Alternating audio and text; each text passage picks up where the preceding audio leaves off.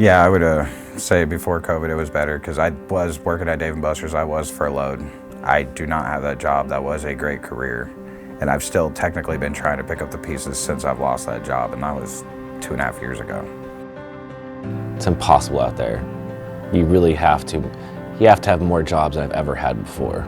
It makes no sense. Without this help and this Project Home, I'd be homeless again.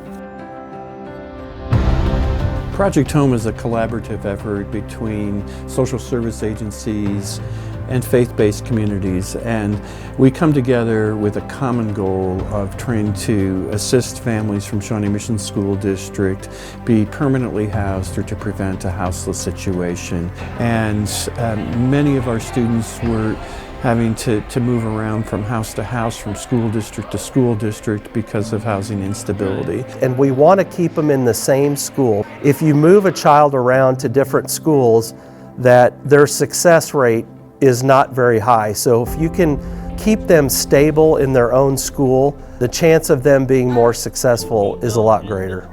Kids, they need to live like a kid. You know, like do not worry about how am I gonna pay my rent, if it's gonna be food on my table. So I think Project Home, they help the family. Do not worry about it.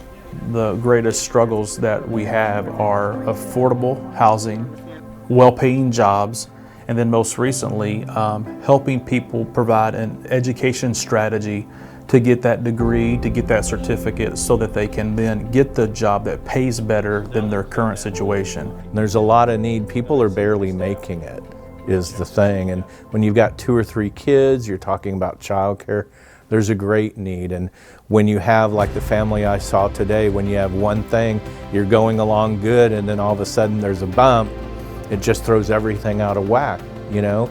And the services at least we provide here, we can wrap around to help with rent.